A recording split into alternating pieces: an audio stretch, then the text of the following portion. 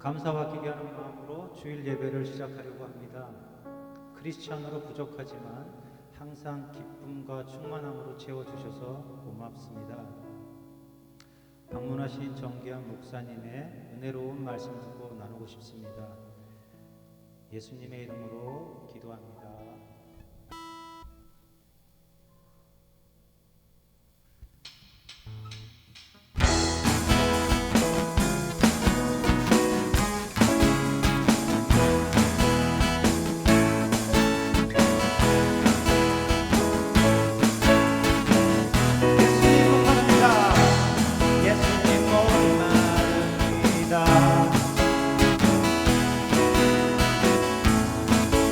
여기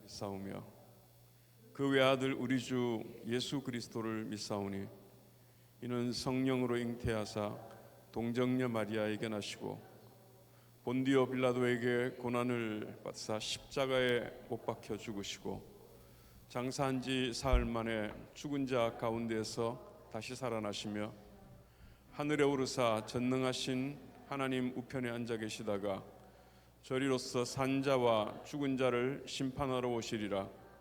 성령을 믿사오며 거룩한 공예와 성도가 서로 교통하는 것과 죄를 사하여 주시는 것을 몸이 사는 것을 믿사옵나이다.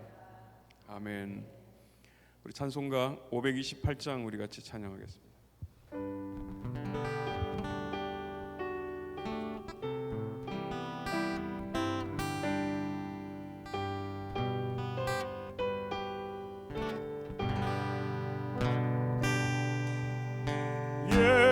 예수가 우리를 부르는 소리 음성 부드러워 문 앞에 나와서 사면을 보며 우리를 기다리네.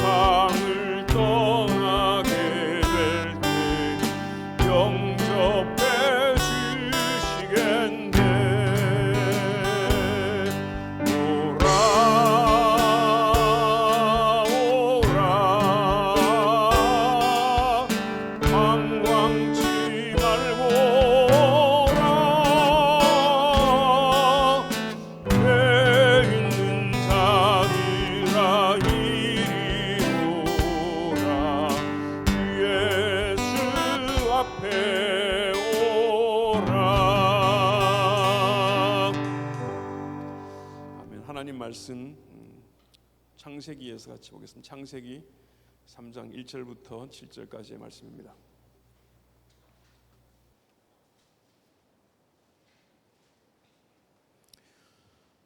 창세기 3장 1절부터 7절까지를 제가 한 절, 여러분들이 한 절 교독하도록 하겠습니다. 그런데 뱀은 여호와 하나님이 지으신 들짐승 중에 가장 간교하니라. 뱀이 여자에게 물어 이르되 하나님이 참으로 너희에게 동산 모든 나무의 열매를 먹지 말라 하시더냐.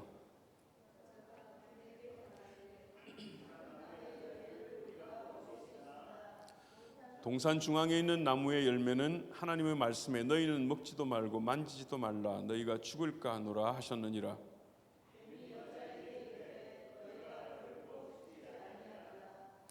너희가 그것을 먹는 날에는 너희 눈이 밝아져 하나님과 같이 되어 선악을 알 줄 하나님이 아심이니라.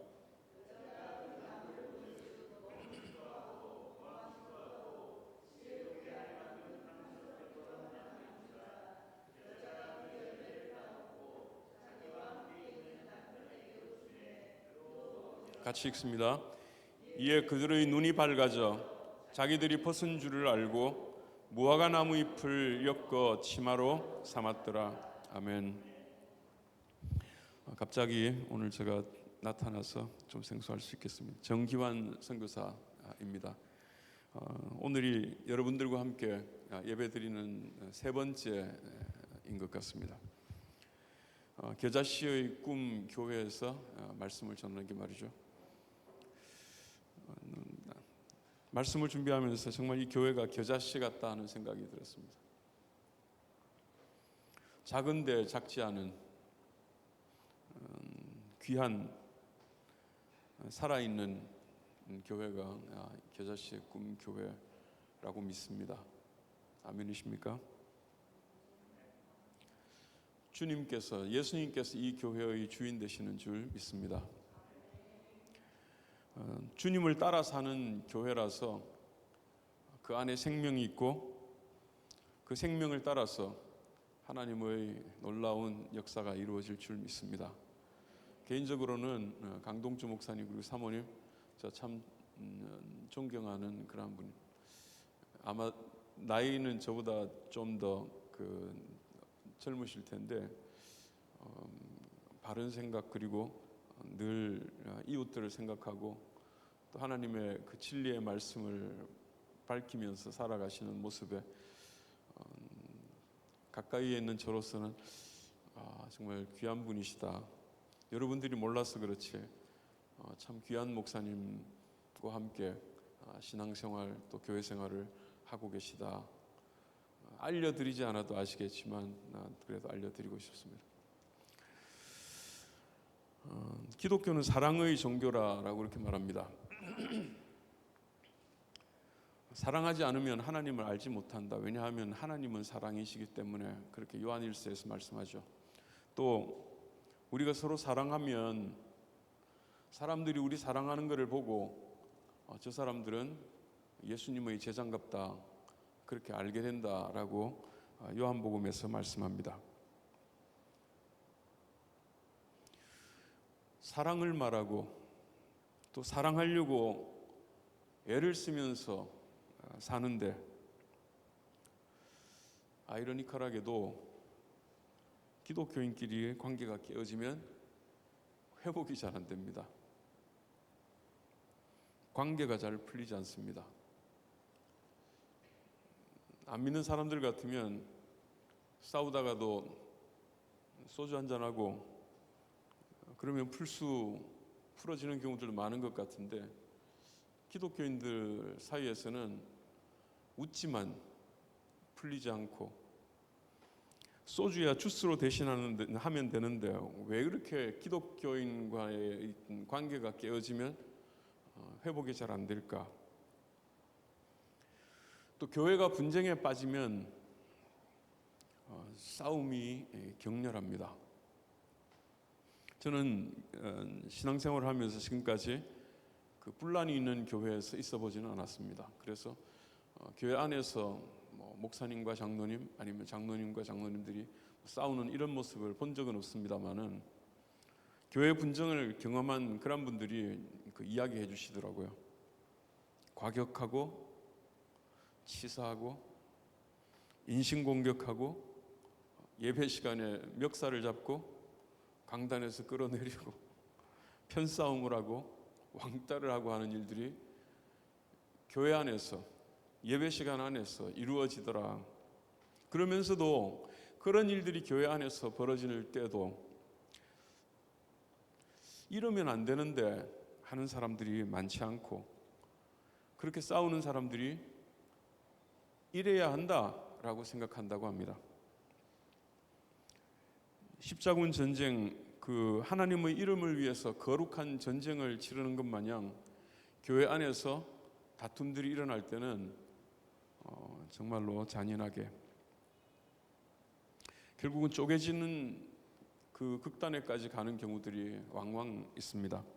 교회 안에서 문제를 일으킨 사람이 있으면 그 사람은 매장당하고 또 회복되기가 쉽지 않습니다. 눈총 받다가 견디다가 교회를 떠나게 됩니다. 사람들은 그런 사람들이 떠날 때까지 미워하고 말이죠. 여러분들의 교회 이야기는 아닙니다. 사람들은 교회 안에서 그런 문제를 일으킨 사람을 마녀, 사단이라고 생각하고 그 암적 존재가 떠나야, 그가 죽어야 공동체가 산다라고 생각을 합니다. 왜 사랑의 종교라는 기독교가 이렇게 격렬한 싸움에 쉽게 빠질까? 싸우면서도 왜 양심의 가책이 없을까? 왜 분열과 파국에까지 가고야 마는 걸까?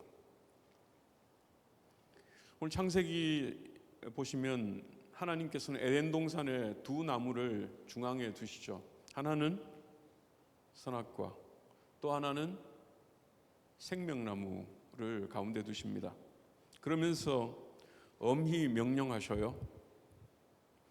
선악과를 먹지 마라. 먹으면 반드시 죽을 것이다 라고 말씀합니다. 선악과에 대해서 사람들이, 예수 믿는 사람이거나 믿지 않는 사람들이 종종 질문합니다. 왜 하나님께서는 선악과를 만드셨을까? 그가 안 만드셨으면 사람들이 죄도 안 지었을 거고, 죄를 안 지었으면 계속 에덴 동산에 살 수 있었을 것이고, 하나님과의 관계가 깨어지지도 않았을 텐데 왜 선악과를 만드셔서 하나님은 사람들로 죄를 짓게 하나? 뭐 이런 질문들을 하기도 합니다.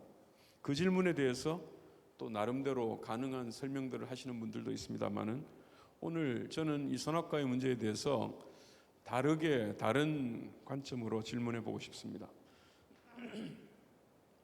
왜 하나님께서는 과일들 종류들도 많은데 그 수많은 과일들 중에서 하필이면 그 선악과, 그거를 먹지 말라고 하셨을까? 배를 먹지 말라고 했을 수도 있고 두리안을 먹지 말라고 했을 수도 있는데 왜 선악과일까? 오늘 이 문제에 대해서 여러분들과 좀 더 살펴보기를 원합니다.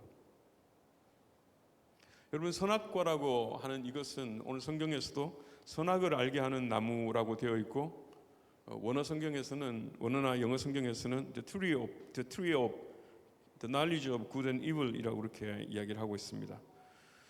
good, evil을 알게 하는 지식의 나무가 이 선악과의 원래 풀네임인 셈입니다. 원래 이름이라고 하는 것은 불러야 되니까 부르기 위해 가지고 그냥 이름을 짓는 경우들도 있습니다.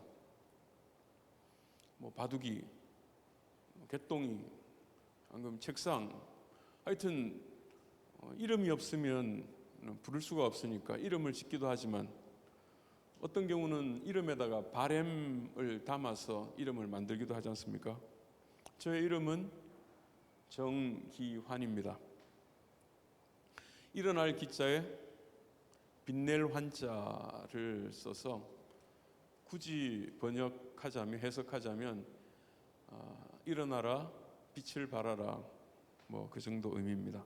저희 할아버지가 이름을 지으셨다고 하는데 제가 돌 무렵에 돌아가셨고, 그분은 불신자였었기 때문에 이런 이사야서 말씀을 알지도 못했을 것이고 그렇지만 하여튼 일어나서 빛을 발하라라고 하는 이름의 뜻을 가진 기환이라고 지었습니다. 그런데 제가 목회자가 되었지 않습니까? 그래서 일어나서 빛을 발하는 사람이 되었습니다. 그리고 또 헤어스타일까지 이름대로 돼가지고 참 할아버지께서 예지의 능력이 있으셨나 하는 생각. 하여튼 바램을 담아서 우리의 자녀들의 이름을 또 이렇게 짓지 않습니까? 불로초 같은 경우는 늙지 않게 해주는 풀이다 그런 뜻이겠죠. 진시황은 그런 효능을 가진 풀을 찾아서 많은 사람들을 보냈습니다마는 그 사람이 아직도 살아있지 않은 걸 보면 그런 효능을 가진 풀은 없었던 것 같습니다. 하여튼 이름이라고 하는 것은 바램이나 효능을 담기도 한다. 진통제 같은 경우에는 통증을 진정시켜주는 약이라고 하는 이름을 가졌고 효능도 그것을 먹으면 통증이 진정이 되니까 이름값을 하는 물건이겠습니다. 예수님 하면 구원자라고 하는 뜻이니까 예수님께서는 이름값을 진짜로 제대로 하신 분이시고 말이죠. 자, 그러면 선악을 알게 하는 나무의 실과, 하나님은 그 나무의 실과를 먹지 말라고 했는데 만일 선악과가 정말로 선악을 알게 하는 지식이 있게 하는 효능 있는 이름값을 하는 나무의 열매였다면 하나님께서 선악과를 먹지 말라라고 하는 말씀은 사람들에게 그 지식을 갖지 마라 라고 하는 의미로라도 해석할 수 있겠죠. 선과 악을 알게 하는 지식을 그러한 주는 나무의 실과인데 이 선악과를 먹지 말라고 하는 것은 사람들에게 선과 악에 대한 지식을 갖지 말라라고 하는 뜻일 수도 있지 않을까. 우리는 생각합니다. 선과 악을 알아야 바른 삶을 살 수 있고 그런데 선과 악을 아는 지식을 하나님께서 금하셨다라고 하는 것은 너무 무리한 해석 같아 보이기도 합니다만 오늘 본문을 보면서 좀 더 살펴보기로 합니다. 오늘 창세기 3장 1절에서는 뱀이 등장합니다. 뱀이 여자에게 하와에게 그렇게 말하죠. 하나님이 참으로 너희에게 동산 모든 나무의 열매를 먹지 말라 하더냐라고 말하면서 하와가 말하죠. 여자가 다 먹을 수 있는데 동산 중앙에 있는 나무의 열매는 먹지도 말고 만지지도 말라 너희가 죽을까 하노라 라고 그렇게 말하죠. 그 이야기에 뱀이 그렇게 대답합니다. 너희가 결코 죽지 아니하리라. 이 이야기들 속에서는 여러 가지 왜곡된 사실, 진리 아닌 이런 이야기들이 많이 있습니다. 먹지 말라고 했는데 만지지도 말라고 그렇게 하와가 이야기한다든지 하나님께서는 반드시 죽을 것이다 라고 말했는데 하와는 그것을 눅눅하게 만들어서 죽을지도 몰라 라고 하는 그런 부드러운 명령으로 바꾸고 거기에 뱀은 한술 더 떠서 그거 먹어도 안 죽어 라고 그렇게 사실들을 바꾸게 되는 거죠. 뱀은 계속해서 말합니다. 너희가 그것을 먹는 날에는 너희 눈이 밝아져 하나님과 같이 되어 선악을 알 줄 하나님이 아심이니라. 선악과를 먹으면 너희들이 눈이 밝아져서 하나님과 같이 되어서 선악을 알까봐 하나님께서 먹지 말라고 한 거야. 여러분 이 말은 사실일까요? 사실이 아닐까요? 선악과를 먹으면 정말로 선과 악을 아는 지식이 있게 될까요? 아니면 선악을 아는 지식이 있을까봐 하나님께서 먹지 말라고 하신 것일까요? 이것은 사실무근이 아니고 이 말만큼은 상당한 사실이 포함되어 있습니다. 여러분 사기꾼들은 거짓말을 하는 사람이 아닙니다. 사기꾼은 거짓말을 하는 사람이 아니고 10가지 중에서 9가지의 사실을, 진실을 말하는 사람입니다. 결정적인 한 방의 거짓말을 하기 위해 가지고 그래서 10,000원을 빌려가면서 나 저녁 때 갚을게. 10,000원 정도는 구워줬는데 저녁 때 시간 맞춰가지고 이번에는 5만 원을 빌리면서 5만 원 빌려주면 내일 아침에 꼭 갖다 줄게 라고 하고서 그 다음 5만 원 갖다. 이 신뢰의 관계 속에서 나중에 100만 원이 지금 급하게 병원비로 필요한데 은행이 문을 열지 않아서 은행 문만 열면 내가 100만 원 갚을 테니까 지금 꼭 100만 원 좀 달라고. 만 원도 갚고 5만 원도 갚았기 때문에 100만 원을 빌려줬는데 튀어버리는 것이 사기꾼들입니다. 거짓말만 쳐가지고는 사기꾼이 될 수 없는데 이 뱀의 말도 거짓말장이 사기꾼이라고 하는 사실 때문에 뱀이 한 이 사실이 담겨 있는 사실을 그 말들을 거짓말이라고 그렇게 먼저 문을 닫지 말라는 것입니다. 한번 보죠. 3장 5절에 보면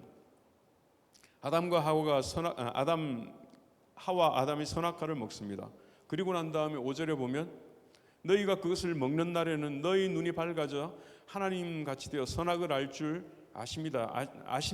아심이니라라고 이야기를 했는데 먹었더니 7절에 보니까 정말로 그들의 눈이 밝아졌고 그들은 눈이 밝아져서 자신들이 벌거벗은 줄을 알고 그리고 무화과 나무 잎을 엮어서 치마로 삼게 됩니다. 눈이 밝아지는 실제적인 효능이 있었던 것입니다. 그리고 벌거벗은 것이 그전에는 벌거벗고 다녀도 전혀 인식이 되지 않고 부끄럽다는 생각도 들지 않고 이래서는 안 된다는 생각이 들었던 것도 아닌데 눈이 밝아지고 난 다음에 이 사람들은 이렇게 다니면 안 되는데 남자와 여자가 이렇게 다니면 안 되는데 하나님 앞에는 이렇게 나가면 안 되는데 하는 이런 것들이 이런 마음들이 생긴 것입니다. 하나님과의 자유롭던 관계가 숨어야 할 만큼 그러한 관계로 바뀌게 되고 만 것입니다. 하나님께서 아담아라고 부르실 때 아담은 숨게 되죠. 그러면서 말합니다. 그 아담이 이야기하기를 10절 말씀 보면 내가 동산에서 하나님의 소리를 듣고 내가 벗었으므로 두려워하여 숨었나이다. 벗었으므로 두려워하여 숨었나이다. 이 말을 듣고 하나님은 뜨악하십니다. 뭐라고? 지금 너 뭐라고 그랬어? 하나님. 벗었으므로 두려워하여 숨었다는 말을 듣고 하나님께서 11절에서 바로 이렇게 반문합니다. 그 누가 이야기했어? 누가 이야기해줘서 안 거야? 너가 스스로 알게 된 거야. 그러면서 너 혹시 내가 너더러 먹지 말라 명한 그 나무 실과를 먹은 거 아니야? 라고 이야기를 하는 것입니다. 하나님은 벗었음을 알고 두려워하여 숨은 아담, 이 결과가 선악과를 먹으면 발생하는 결과라는 것을 아셨고 숨고 그 벗었음을 두려워하여 숨은 그 아담을 보면서 너 선악과 먹었지 라고 생각하는 것입니다. 다시 말해서 선악과는 이름만 선악과가 아니고 그러한 지식이 생기게 하는 효능이 있는 나무였다는 것입니다. 22절에서는 단적으로 이렇게 말씀합니다. 창세기 3장 22절 말씀 성경책 혹시 있으시면 누가 한 분이 좀 읽어주시겠습니까? 창세기 3장 22절.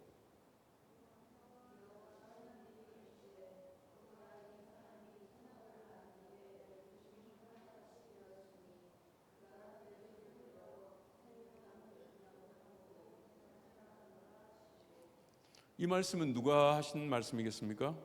하나님께서 하신 말씀입니다. 자, 이 말씀하고 아까 번 읽었던 7절 5절 말씀하고 한번 비교해 보시면 뱀이 그렇게 말했지 않습니까? 너희가 그것을 먹는 날에 너희 눈이 밝아져 하나님같이 되어서 선악을 알 줄 하나님이 아심이니라 라고 뱀이 이야기를 했고 실제로 하나님도 그거하고 동일한 말씀을 하고 있는 것입니다. 벌거벗으면 안 된다는 생각, 벌거벗은 채 하나님 앞에 나아가서는 안 된다, 이래야 된다, 저래야 된다는 이러한 지식이 아담에게 생겼는데 하나님께서는 이러한 지식이 생기기를 원치 않으셨다는 것입니다. 어떤 분은 이렇게 말씀하실 수 있죠. 이런 지식이 없이 선과 악에 대한 개념이 없이 어떻게 사회가 이루어질 수 있겠는가?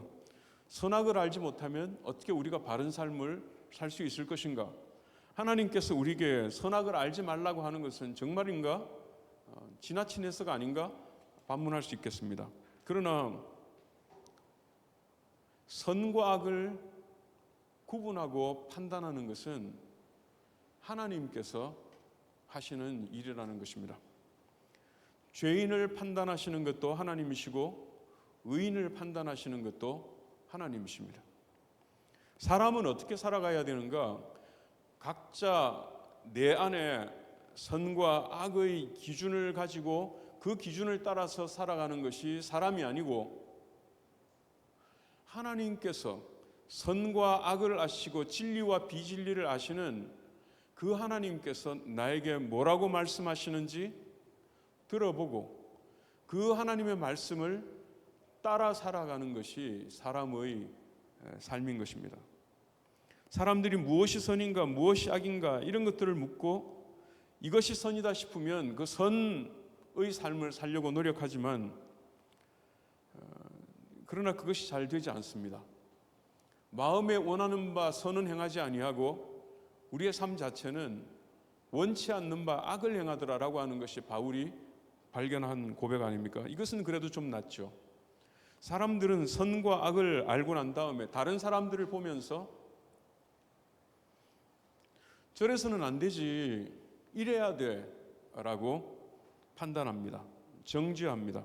심지어는 선과 악에 대한 기준이 생긴 사람들이 하는 일은 성경을 읽으면서도 이 성경 말씀은 잘못됐네, 이 성경 말씀은 원래 하나님의 말씀을 들으면서도 하나님이 하시는 행동들을 보면서도 자기 기준에 맞으면 와 하나님 최고, 하나님은 정말 좋으신 분이라고 말하지만 그러나 하나님께서 하시는 행동들을 보면서 자기 기준에 맞지 않으면 하나님이 어떻게 저럴 수 있나 라고 생각하고 심한 경우는 하나님 실망했어요 라고 하면서 하나님을 내버리게 되는 것입니다.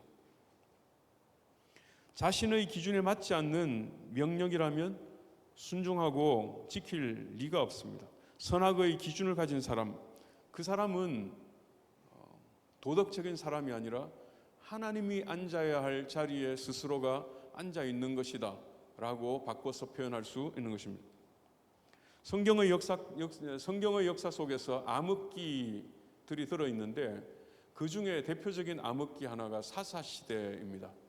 사사시대는 사람들이 죄를 짓고 그래서 하나님께서 심판하시고 그러나 그들이 부르짖으니까 하나님이 불쌍해서 구원자인 사사들을 보내주시고 사사들을 통해서 태평성대가 이루어지는가 싶었는데 또다시 죄를 짓고 그들이 하나님으로부터 심판을 받고 부르짖고 구원해 주시는 이 끊임없는 반복의 역사가 사사시대의 역사라고 할 수 있는데 이 사사시대에 사람들이 어떤 마음으로 살았기에 이러한 암흑기가 만들어졌는가를 사사기 21장 25절 제일 끝절에서는 그때에는 이스라엘에 왕이 없었으므로 사람마다 자기 소견에 옳은 대로 행하였더라라고 말합니다. 자기 소견에 옳은 대로 행하였더라. 각자가 선과 악에 대한 기준이 있고 그 기준을 따라서 옳다라고 생각하는 바를 따라서 사람들이 살아가는데 옳다 하는 삶을 살았음에도 불구하고 그 삶의 사회의 결과는 암흑기로 젖어들더라. 인간이 살아야 할 도리는 내가 생각하는 선과 악이 아니라 하나님께서 말씀하신 대로 사는 것입니다. 하나님께서 하라고 하는 그 삶을 사는 것이 선이요 생명입니다. 우리의 머리를 가지고 이것이 옳다, 저것이 옳다 규정하면서 살아가는 것 자체가 하나님의 원천적인 계획, 선악과를 먹지 말라고 하셨던 그 계획과는 거리가 먼 인간의 타락한 삶이 되는 것입니다. 실제로 선과 악의 기준이 빡빡한 도덕적인 이런 사람들이 많은 사회나 공동체는 정죄하고 비판하는 일들이 넘쳐납니다. 관계가 깨어지고 사랑이 식고 그리고 미움과 증오가 생기는데 그러한 미움과 증오에도 불구하고 자기가 사랑 없음을 가슴 치지 않고 오히려 다른 사람을 자기의 사랑 없음을 합리화하는 것입니다. 자기의 의를 가지고 다른 사람들을 나보다 못하게 여기며 살아가는 것입니다. 세상의 공의는 무엇이 선인가 무엇이 악인가를 알므로 인해서 이루어지는 것이 아니라 하나님을 따라 살다 보니 어느덧 내 삶 속에 평화가 이루어지고, 하나님을 따라 살다 보니 우리 공동체가 하나가 되고, 하나님을 따라 살다 보니 우리의 사회 속에 빛으로 소금으로 살게 되는 역사가 이루어지는 것입니다.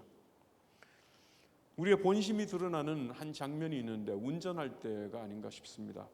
운전하다 보면 난폭해지는 사람들이 있습니다. 과속 운전도 그렇지만 멀쩡하게 잘 운전하던 사람도 어느 순간에 운전할 때 욱할 때가 있습니다. 저도 저 이야기는 상대방이 칼치기에서 팍 들어오면 정말 이렇게 허리 있는 데서부터 갑자기 하얀 뭐가 확 올라가고 머리까지 아무런 생각이 없이 그 복수의 일념으로 추격하기도 하고, 창문을 내리고 삿대질을 하기도 하고, 그럴 용기가 없으면 저 개은하면서 욕을 할 때 창문은 올리지 않고, 하여튼 견딜 수 없는 분노 가운데서 그 몇 초간, 몇 분간을 보내게 됩니다. 요즘 유튜브나 이런 데 쇼츠 보면은 로드 레이징가 해가지고 운전하다가 시비 붙어서 막 추격전 또는 폭력들 생기는 거 보지 않습니까? 참지 못해서 그냥 벤츠 갖고 박아버리거나 극도의 분노를 표현하게 합니다. 사람들이 왜 운전하다가 이렇게 극단적인 감정이나 행동들을 할까? 그것은 운전이 그만큼 위험하기 때문에, 잘못하면 생명을 앗아갈 수 있기 때문에 위험한 행동을 한 사람에 대해서 그만큼 예민해질 수도 있겠지만, 그보다도 모든 운전자들은 운전에 대한 기준을 갖고 있습니다. 그래서 이 정도 타이밍에서는 서줘야 하고, 저 정도 타이밍에서는 들어올 수 있고, 어떤 이런 식으로 운전해야 된다, 저런 식으로 해야 된다는 그 기준들이 각자에게 있는데, 그런데 그 기준을 따라서 운전하고 있다가 그 기준을 어기는 그 사람을 보면 운전의 기준, 선과 악의 기준을 어겼다라고 생각하고, 그 기준을 어긴 사람에 대해서는 저런 놈은 죽어야 된다라고까지 생각에 이르게 되고 마는 것입니다. 우리가 기도하는 사람이라면 사고나 나 그렇게 악담을 서슴없이 하기도 하고, 도로의 정의를 위해서 내가 너를 제거하리라 그런 마음까지. 이것은 그 사람의 행동이 잘못된 것도 있지만, 이렇게 분노하는 내 감정은 내 안에서 이루어지는 것인데, 그 분노는 내 안에 있는 선과 악에 대한 기준에서 비롯되는 행동인 것입니다. 우리에게는 얼마나 많은 종류의 판단과 기준이 있는지 모릅니다. 예의라고 하는 기준도 있고, 도리라고 하는 기준도 있고, 사람이라면 이렇게 살아야지라고 하는 생각도 있고, 남자라면 이렇게, 여자라면 최소한 이 상황에서 이렇게 해야지라고 하는 기준들을 각자들이 가지고 있습니다. 아니면 교회 같으면 목사가 어떻게 저럴 수 있지? 장로가 어떻게 저럴 수 있지?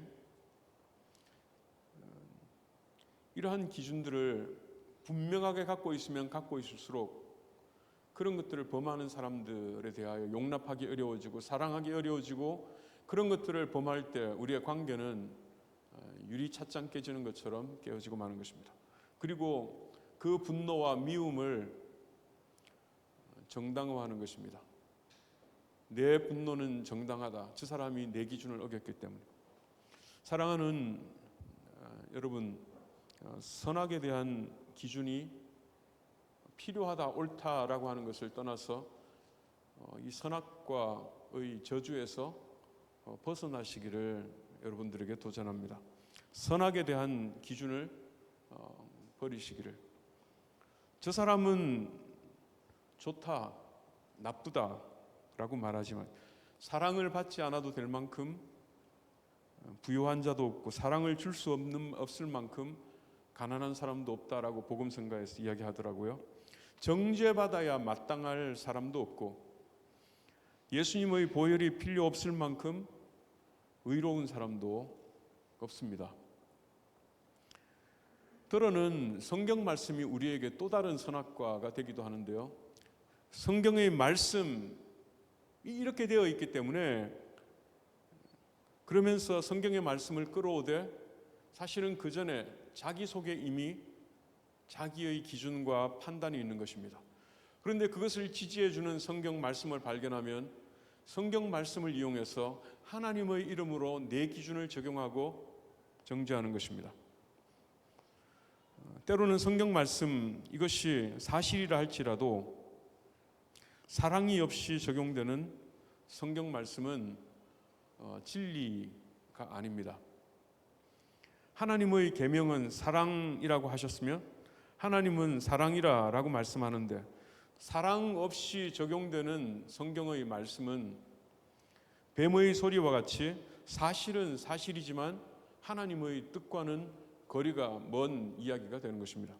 미움을 정당화하고 관계를 파괴하는 이런 일들에 사용되는 동원되는 성경 말씀은 모두 진리에 대한 오용인 줄로 여기시기를 바랍니다. 기준이 사람을 살리는 것이 아닙니다. 법과 윤리를 지키면서 살아가는 것으로는 충분하지 않습니다.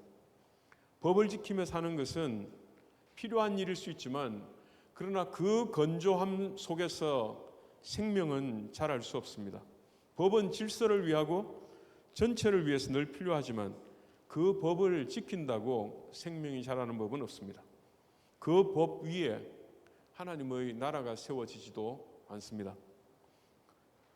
저는 필리핀에서 그 CDTS, YM CDTS라고 하는 훈련을 6개월 동안 받았습니다. 그 중에 3개월은 강의였는데 YMDTS, CDTS를 받으면서 저는 두 가지 종류의 지도력을 경험하였습니다. 한 분은 그 훈련원의 규칙을 지키는데 온 마음을 쏟고 살아가는 그런 분이셨습니다. 거기는 훈련생들 각자의 할당된 노동들이 있었습니다. 밥하는 일을 어떤 사람은 해야 되고 돈 내고 들어가서 훈련받지만 저희도 말이죠. 어떤 사람은 또 청소의 역할을 맡는 사람도 있습니다.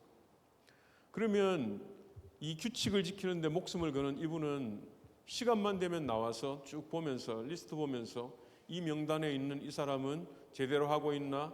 이 사람은 왜 없지? 왜 늦었지? 왜 이것을 제대로 못했지? 이런 것들을 끊임없이 점검하고 다니는 것입니다. 그러다가 그 광고 좀 늦거나 봉사 시간에 뭔가를 미스한 사람이 있으면 꼭 광고 시간에 나와서 말합니다. 누구누구는 그것을 어겼습니다. 하면서 시간을 지키라.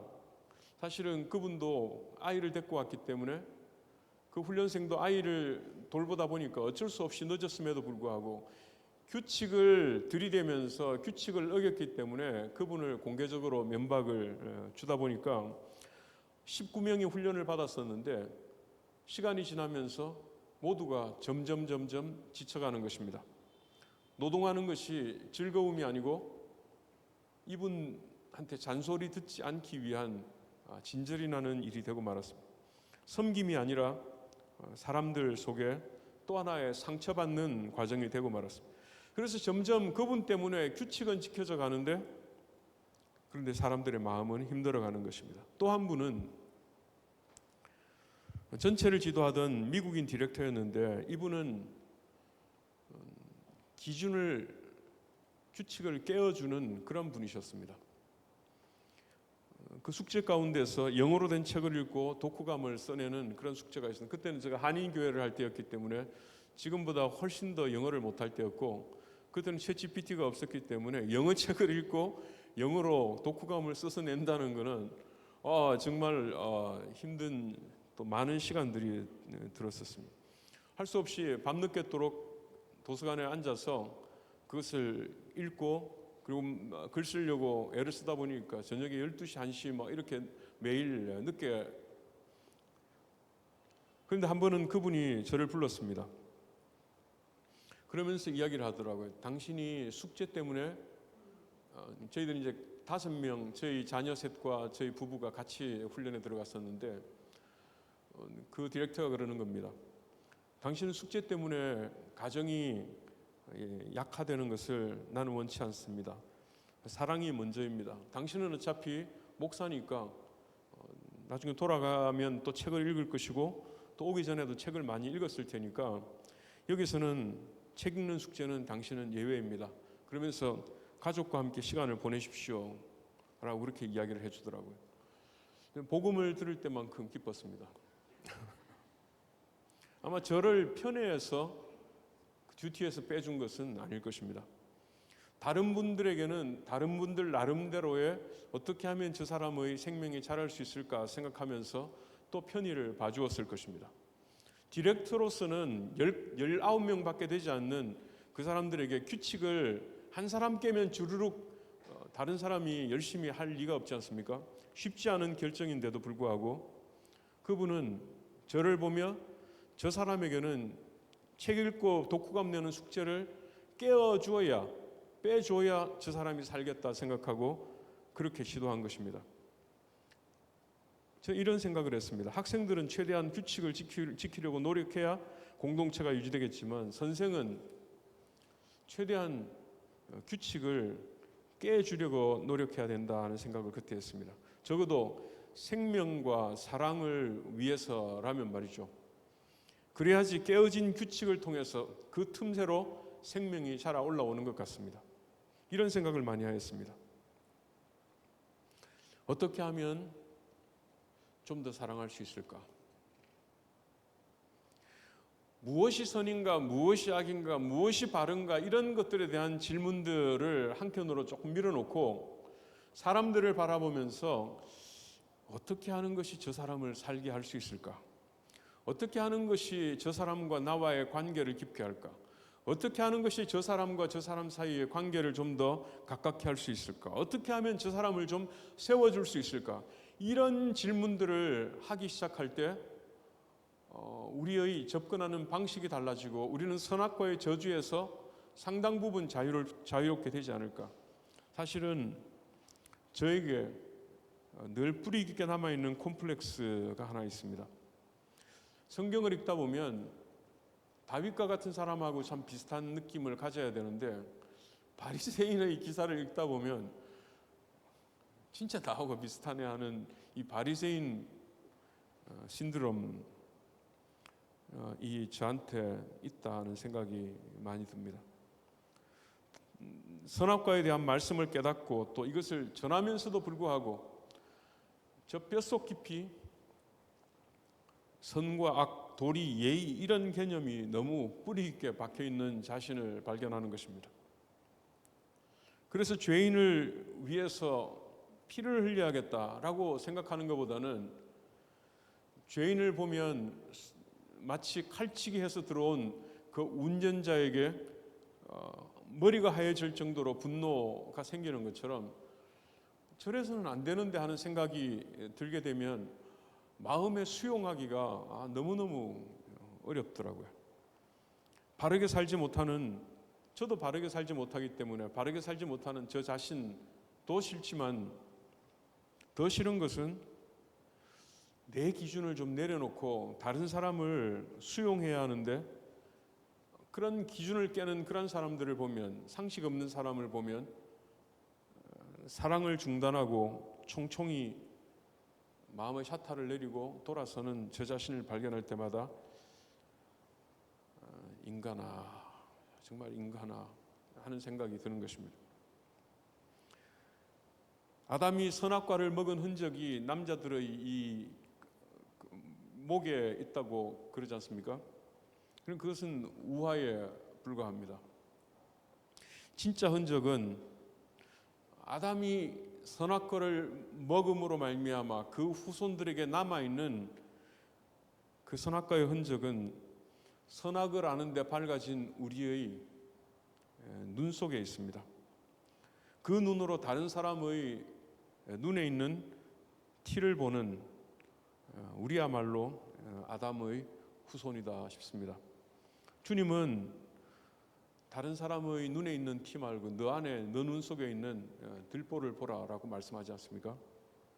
비판을 받지 아니하려거든 비판하지 말라고 하고 다른 사람들의 약함을 너가 져줘야 된다, 수용하고 담당하라라고 말씀합니다. 형제의 죄가 드러나면 어떻게 저런 사람이 있나라고 말하지 말고 죄인이라고 선포하기에 앞서서 그를 왕따시키기에 앞서서 어떻게 하면 저 사람을 다시금 회복시킬까 고민하고 그래서 1대1로 조용히 가서 만나보고 그래도 안 들으면 두세 사람 데려가서 그렇게 이야기했다면서요 라고 하면서 증언을 통해서 그 사실을 인정하게 도와주고 그래도 듣지 않으면 교회 이름으로 권고해보고 그래도 안 될 때 그때 가서야 정죄해도 늦지 않은데 오늘도 우리는 너무 빨리 움직이는 것 같습니다. 요한복음 15장에 보면 유명한 비유가 나오는데 포도나무의 비유입니다. 요한복음 15장 한번 찾아볼까요? 요한복음 15장 5절 말씀을 우리 한번 같이 읽어보겠습니다.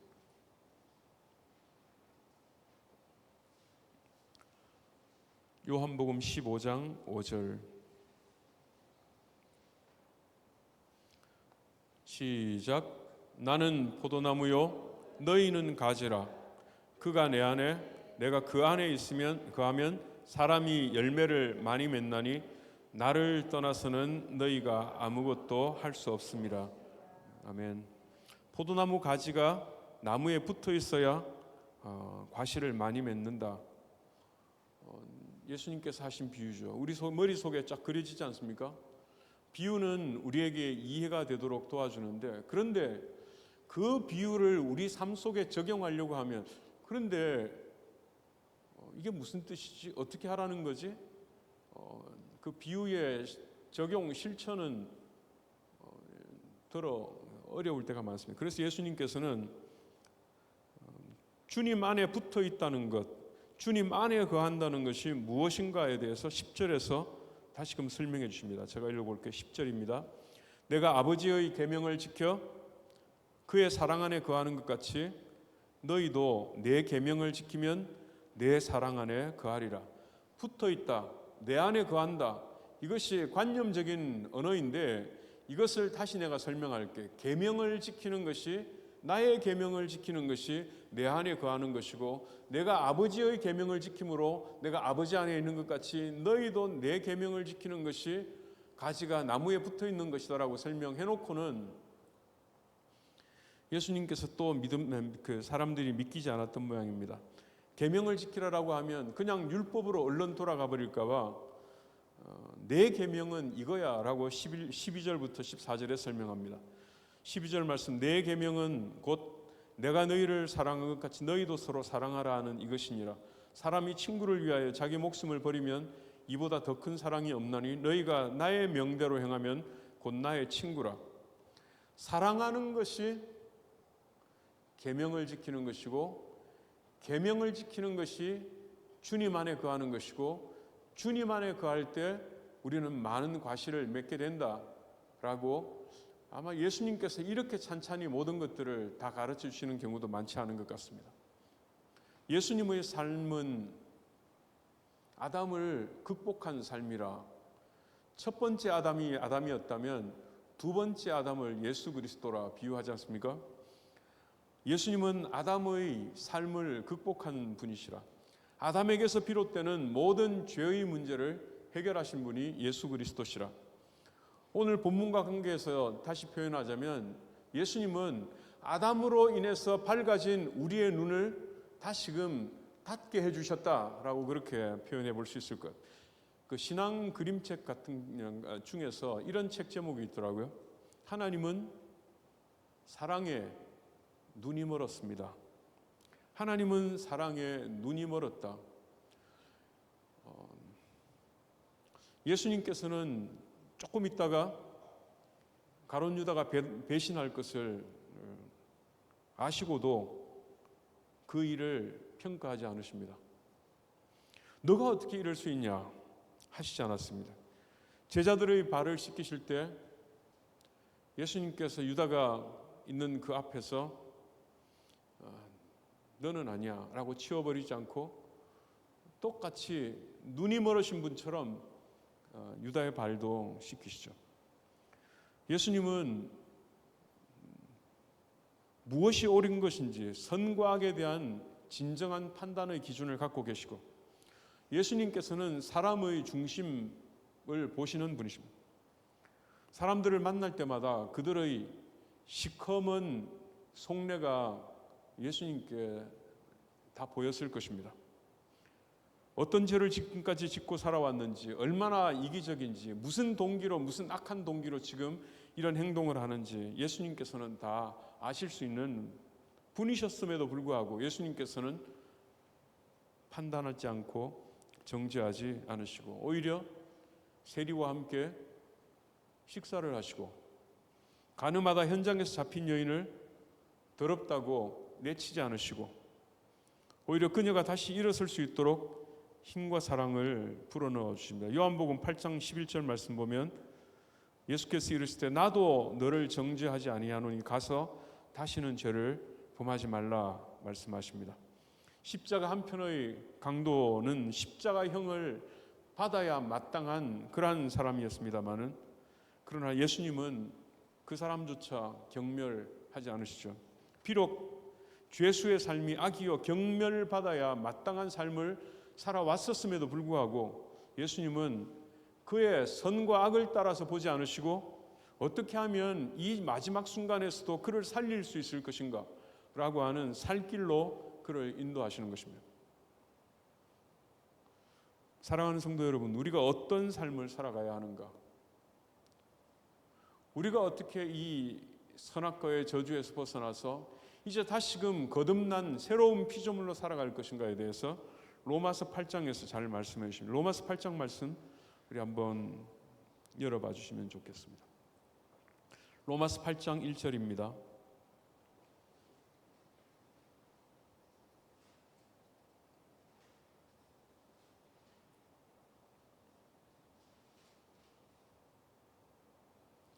제가 읽을게요. 그러므로 이제 그리스도 예수 안에 있는 자에게는 결코 정죄함이 없나니 이는 그리스도 예수 안에 있는 생명의 법이 죄와 사망의 법에서 너를 해방하였습니다.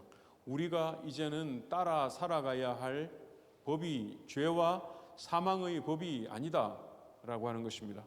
선과 악을 따라 살아가는 것이 죄와 사망의 법을 따라 살아가는 것이라면 이제 우리는 생명의 성령의 법을 따라서 살아가야 한다. 4절 말씀 보면 육신을 따르지 않고 그 영을 따라 행하는 우리에게 율법의 요구가 이루어지게 하려 하심이니라. 육신을 따르는 자는 육신의 일을, 영을 따르는 자는 영의 일을 생각하나니 육신의 생각은 사망이요 영의 생각은 생명과 평안이니라. 육신의 생각이라는 것은 나 중심의 생각을 말하는 것입니다. 내 생각에 이게 옳아 라고 생각하며 살아가는 것입니다. 저러면 안 되지, 이래야 돼 라고 하는 그런 방식으로 살아가는 것을 육신의 생각을 따라 살아가는 것, 그렇게 살면 결국 죄를 짓고 죽음에 이르게 될 뿐이라. 예수님 우리에게 원하시는 삶은 죄와 사망의 법이 아니라 영의 법, 생명의 성령의 법을 따라 살아가라고 하는데, 어떻게 사는 게 옳은 거지라고 질문하지 않고 성령께서 나를 어떻게 인도하시지? 라고 우리의 마음을 열어놓고 살아가는 것입니다. 아니면 예수라면 지금 이 상황 속에서 어떻게 행동하실까? 어떻게 판단하실까? 물으면서 살아가는, 내가 생각하는 옳은 삶이 아니라 예수라면 사셨을 그 삶을 나도 따라 살아가는 것이 생명의 성령의 법을 따라 살아가는 것입니다. 나의 판단을 내려놓고 주님을 따라 살아갈 때 비로소 생명이 풍성해지고 평안하게 되며 하나님의 아들이라 인정함을 받는 것입니다. 사랑하는 여러분, 여러분이 가지고 계신 다른 사람에 대한 모든 성적표들을 다 찢어버리시기를 도전합니다. 이 사람은 이래 저래.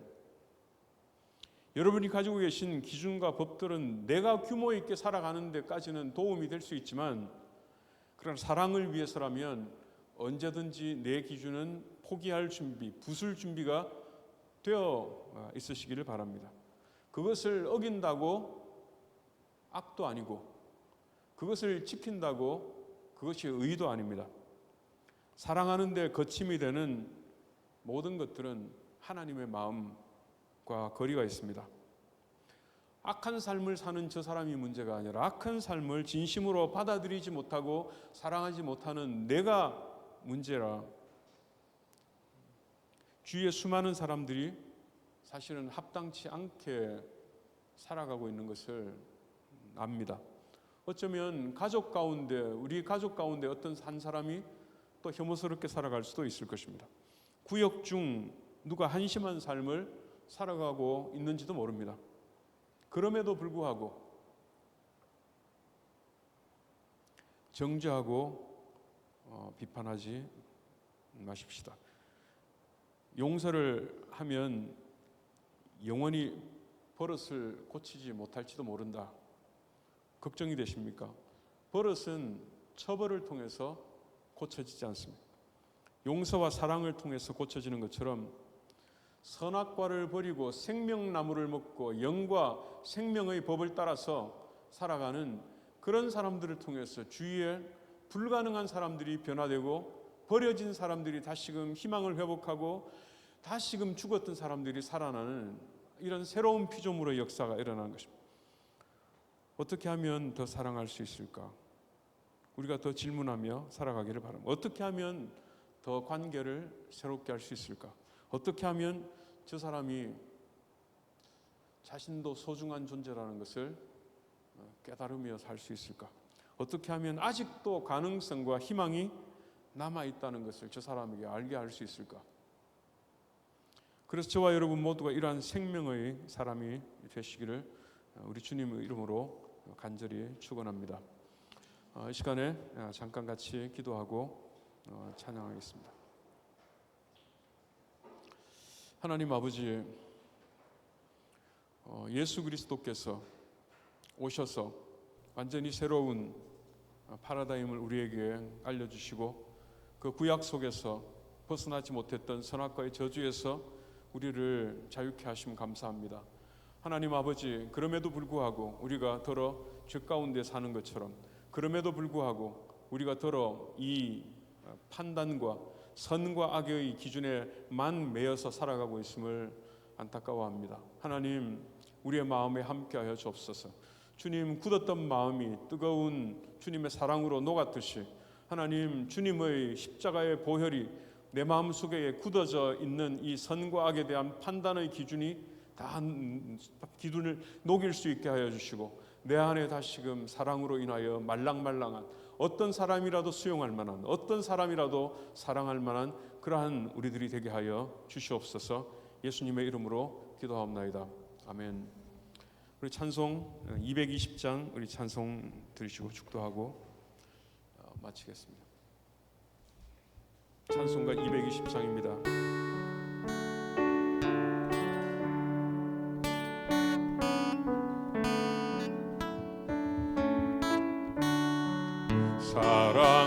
사랑하는 주님 앞에 형제자매 한 자리에 쉬는 해 생각하며 즐거운 찬송 부르네. 내 주 예수 오늘 받아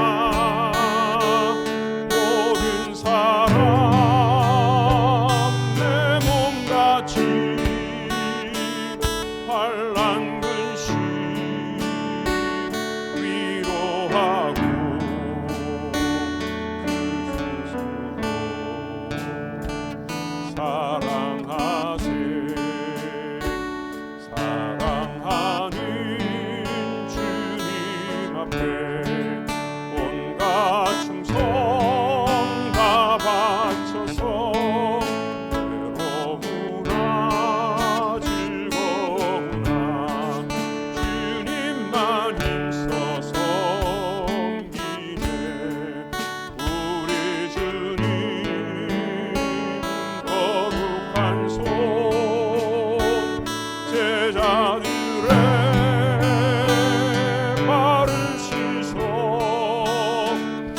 남 섬기는